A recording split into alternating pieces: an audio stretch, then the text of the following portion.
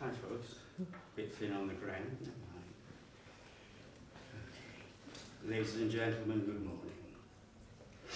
The following paper is concerned with the origins of the tarot deck and its development from a game of trick-taking to its fully fledged symbolic and divinatory form.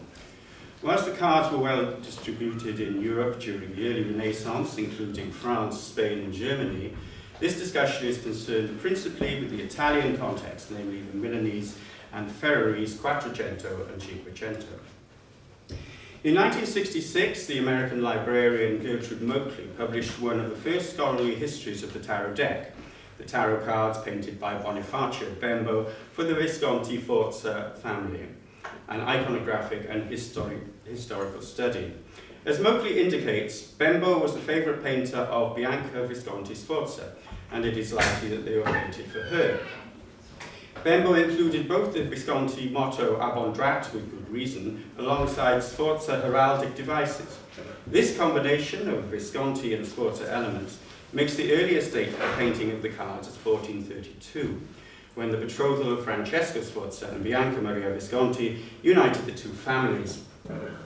However, as Moakley points out, Bembo was only 12 years old at the time. It is likely that the cards were painted circa 1450, which was the year that Count Sforza adopted the three-ringed emblem seen on the Emperor and Empress cards.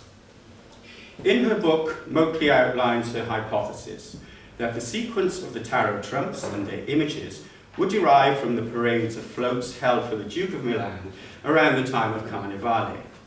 These floats were called triumphs, Trionfi in Italian, both of which are cognate forms of trumps. The sequence of the floats, with various figures dressed as love, death, justice, and so on, are arranged such that each float triumphs over the one that has gone before, with death finally triumphing over all in the sublunary realm. Excuse me. In an undocumented prelude to her book, Moakley colourfully imagines the carnival procession as scene.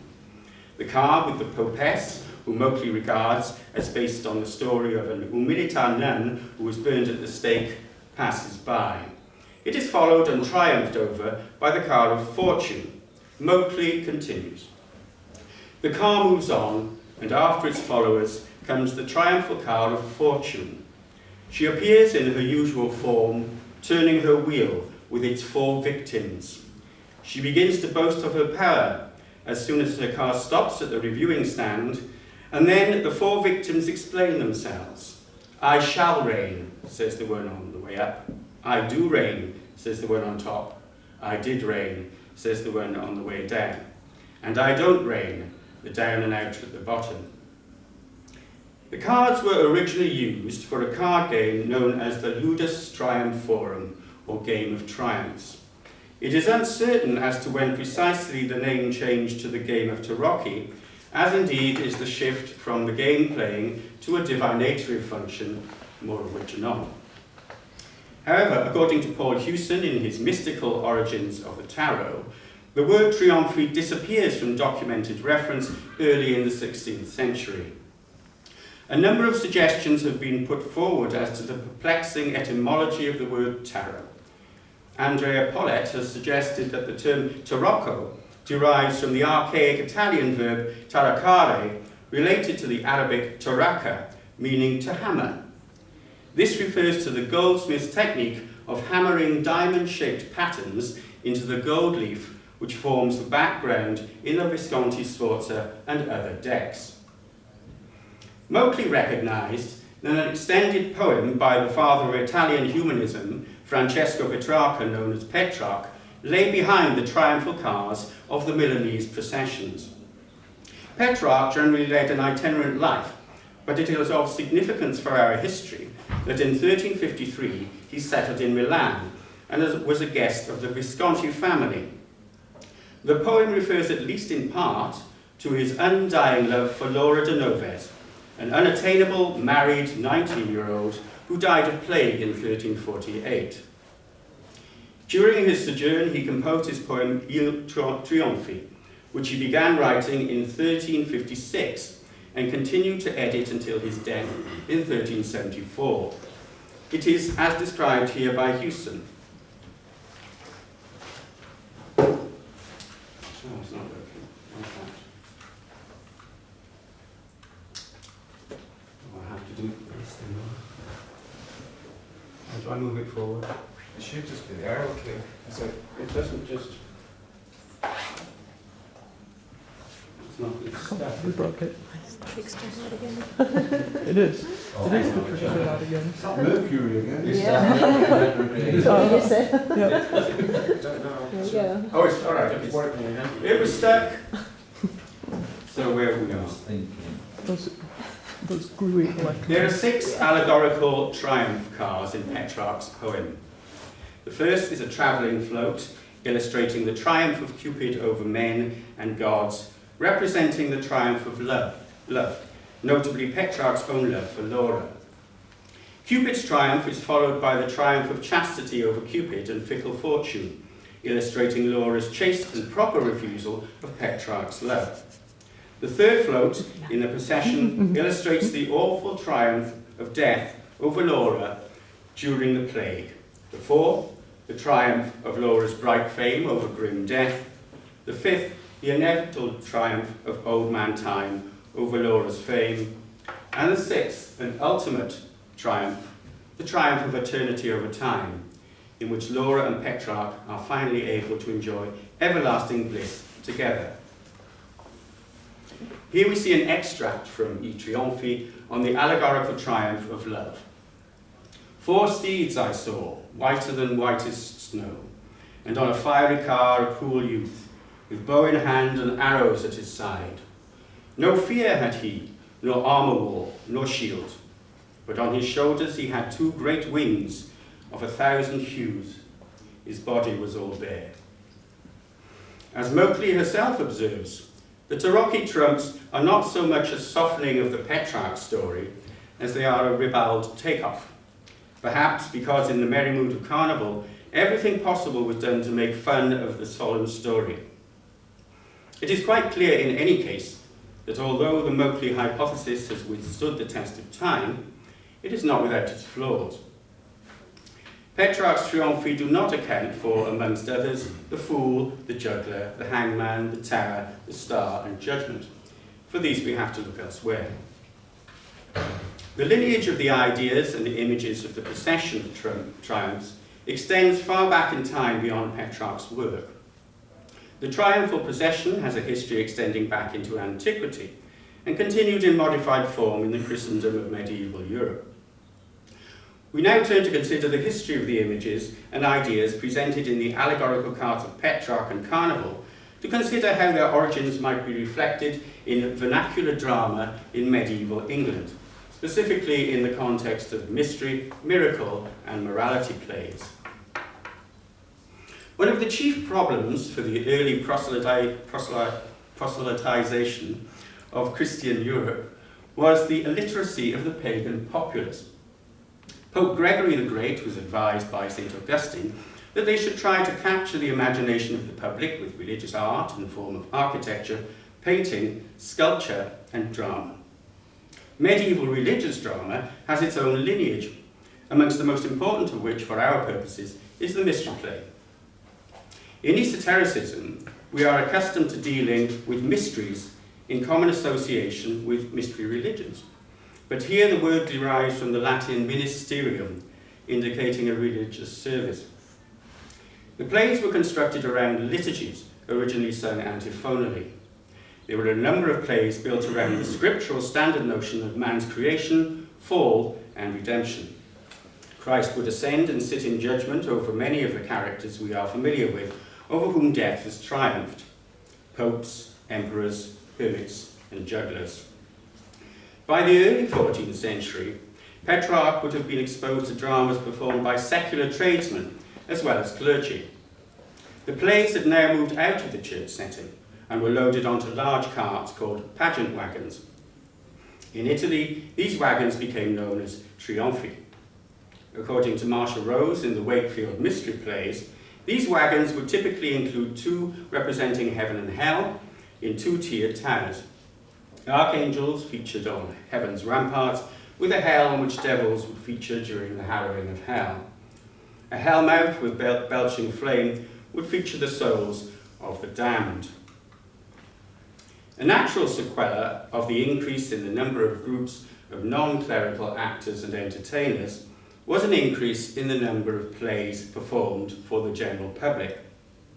First appearing around 1400, these were not tied to any particular feast day in the liturgical calendar and became known as morality plays. They typically followed the schema of a fall from grace of a character in dramatic allegories and coupled Christian conceptions with those of classical mythology, including the goddess Fortuna, our wheel of fortune. Three themes are dominant in morality plays. The psychomachia, a term used to describe the conflict of vice and virtue for a man's soul during his physical lifetime. The summoning, portraying the arrival of death in a man's final hour. And the judgment, a debate over the fate of the soul between mercy and peace and justice and truth. The tarot trumps death, judgment, and the virtue trumps likely derive from the morality play format. One particularly important morality play which arose to prominence was the Dance of Death, or Danse Macabre. Perhaps understandably, given the backdrop of the Black Death during the period, it featured the overwhelming power of death and emphasized the turning away from the superficial and materialistic life to the contemplation of more spiritual matters. Pictorial representations of the dance from the early 1400s show a courtly dance of skeletons and corpses with all members of the hierarchy of medieval and early Renaissance society, from emperors and popes to beggars and fools. As a source for tarot imagery, the dance could easily have given rise to tarot trumps 1 to 13. The later play, The Summoning of Every Man, is another prominent play important for its influence, especially on John Bunyan's Pilgrim's Progress of 1678. The third category of vernacular drama is that of the miracle plays. These dramas were usually derived from a book of pious tales, the Golden Legend. This 13th century compilation contained the gruesome stories of the deaths of the saints and martyrs and sinners saved from eternal damnation or perdition by the direct intercession of the Virgin Mary. An intriguing example is the German late medieval play Spiel von Frau Juden, about a woman who is tempted by the devil and goes to Rome dressed as a man, becomes a cardinal and eventually pope, a female pope, of course.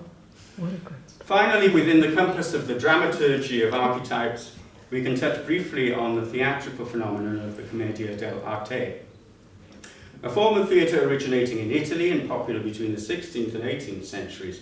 Rather than the personification of immutable metaphysical verities, the commedia features a series of stock, stereotyped and exaggerated humorous characters who represent particular vices and which are acted out in moralistic scenarios and pantomime.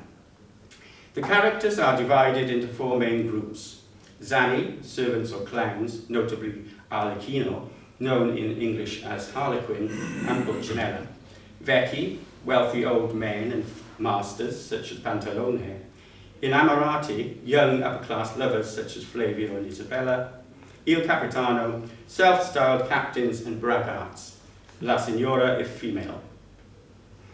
They represent particular vices. Thus, Harlequin is anger, the Doctor is greed, Pantalone is avarice, and so on.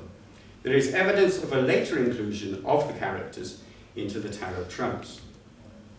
For example, in the 18th century Belgian Van de Bora tarot, the Spanish captain is trump 2, curiously substituting for the female pope.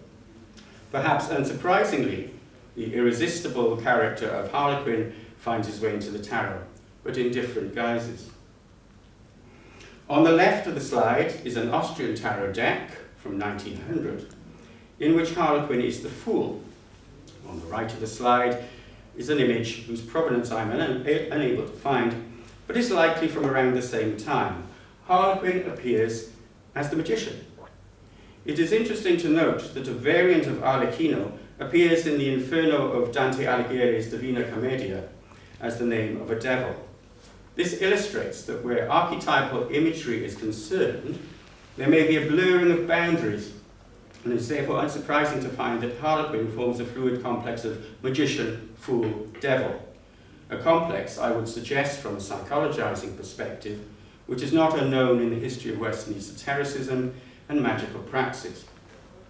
We now move on to consider some more recent discoveries. The relatively recent book Con gli occhi e con l'intelletto explaining the tarot in 16th century Italy, 2018, by Ross Sinclair Caldwell, Thierry Dupolis and Marco Ponzi, contains 2 translated and annotated discorsi on the tarot written in 16th century Italy. The first of these discourses, the Discorso Francesca Piscina, was written as the scholar's doctoral thesis. It is written as a moralization of the tarot, more explicitly than we have seen in terms of the imagistic representation of the archetypal figures, both in terms of their dramaturgy and the physical representations of the cards themselves. The sequence of the tarot images are presented as a concatenation of interconnected moral principles which relate directly to human life and the hierarchies of society.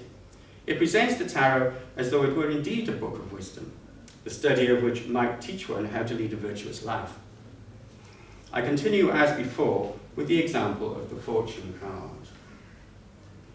And this is why fortune is put in a higher place and position than all the other things I have named. Because she dominates and rules, in their own way, all of them. Maybe someone will ask me why justice, that is a very honoured virtue, is put under the inconstancy of fortune. I will answer, leaving out many other solutions that I could bring forth, but are possibly too hideous and dangerous. Justice is under the dominion and management of fortune, because it is also a perishable and transient thing. Similarly, with the second discourse, the anonymous discorso, the moral aspect is emphasized. Although this discourse is unsigned and undated, the internal evidence from references dates it to sometime shortly after 1562. It introduces the concept of gaming and sings the praises of tarot. There were 3 main games that the ancients invented and put in use for their diversion and entertainment: chess, ball, and tarot. In chess, cleverness and ingenuity are displayed, and it almost teaches military art. In ball, the strength and agility of the body. In tarot, the active and contemplative life. The author is here referring to the medieval concepts of the via activa and the via contemplativa. The former has to do with the materialistic workaday world. The via contemplativa is the life of spiritual contemplation associated with the monastic communities of the period. In 1966, when Gertrude Moakley wrote her ideas on the Milanese origins of the tarot, this was because the Visconti Sforza deck was and remains the oldest extant deck. However, there are also known to have been decks which emerged in Ferrara, where they were commissioned for Ercole Primo d'Este, the Duke of Ferrara. The analytical philosopher and tarot historian Michael Dummett, whilst cautious of what he views as the occult appropriation of tarot, looks towards Ferrara as a possible alternative locale for the origins of the tarot trumps. He believes that the willingness of the Este family to engage in flights of fantasy concerning chivalric tales may have predisposed them to this. In support of Milan, however, we have to briefly consider the astrological modus operandi of the ducal court. As Monica Azzolini has shown in her penetrating analysis of astrology and politics in Renaissance Milan, the Duke and the stars, astrology played a vital part in decision-making in court life. Notably, the annual prognostications of Judicia, of high-ranking astrologers, played an important part in war waging, marriages, and so forth. It may be that a study of the microhistories and correspondence of these individuals may provide some evidence as to the emergence of more sophisticated tarot divination from ancient sortilege, a process which as yet remains obscure. In the context of astrology, the Neoplatonic philosophy of the world of the Platonic eidolon, or image, in terms of its concordance with the tarot archetypes, is an area for further explanation. exploration. In conclusion, I have presented an overview of the Mowgli hypothesis and its subsequent elaboration. I have considered the importance of dramaturgy and medieval vernacular drama and the role of the commedia dell'arte. We have also reviewed new research on the moralization of the tarot and considered a comparison of possible Milanese and Ferrarese origins. It is clear that the arcana retain many of their secrets. Thank you.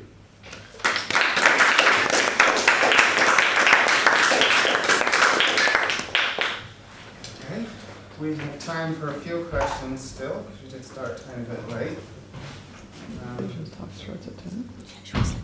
No one's going to jump in straight away. Simon, do you know where I'm going to go straight? I'm interested in your little sidebar remark about the constellation and the complex of the magician, the fool, and the devil. So obviously the magician with Mercury, there's very clear devil stuff there. But would you like to expand a little bit on how you see the relationship? I think it's sort of, what I had in mind was how, I mean, it's partly to do with sort of church opposition and all the rest of it, but how those three are often put together. Mm-hmm. So, but you've got the fool, but he's often a wise fool. So his sort of his modus operandi is irony, as in the fool who sort of challenges in beer, so on and so forth. But the magician is often seen as evil and demonic or possessed by demons. So I mean, the point. This sort of use of archetypes is more, I mean, Jung looked to Neoplatonism for his concept of, the archetypischer image. But his ideas are more than simply imagistic. When we think of archetypes, we often think of archetypal images. But with Jung, it is more a psychological complex. So it belongs more to the Neoplatonic aspect, more from the world of forms, where it's an idea or a constellation of ideas. Mm-hmm. But it is that sort of. I think it's in the context of the history of Western Esotericism. Those three often go together. Was what I meant in terms of the historiography. Got you. They often sort of they sort of shift one to the other, so they flip back and forth. And they're sort of deviant nature. Yeah. Just a kind of comment, and just having done your research on this, Simon, I've read the discorso and stuff, and what jumps out to me, one of the things you put on the slides is like the writer in 16, whenever it was, 15. Yeah, that was a test. It's saying that the ancients had chess, ball, and tarot, and this whole continual sort of circular argument, like how ancient is it? Is it all about medieval Italy? And then you've got a writer in 1600 saying the ancients had tarot. I just wonder what you made of that, because it jumped out at me. It's like, hang on, in Italy in 1600, they're still calling it ancient, Yeah. I think that, well, he's using his presentist argument from, although it's in the 16th century, so he's calling it tarot. But I think that in terms of the history, I mean, the playing cards themselves with 4 suits, I was talking with Kavan about this earlier, are from of Egyptian origin, so they are from the Mamluk playing cards, from the Mamluk Sultanate, all right, during that period.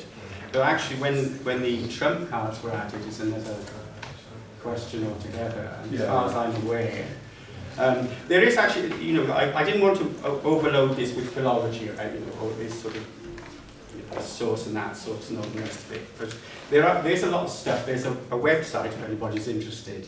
I think it's beautiful. It's called Trionfi.com, which sort of speaks, buckets about the modern world, doesn't it? That you've got something like that. And if you go there, they have lots of documents mentioning cards. And they are sort of earlier than the 1400s, all right? But they're just mentioning cards. Yeah.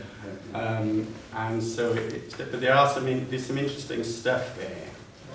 But that actually, I think that was last updated in about 2013.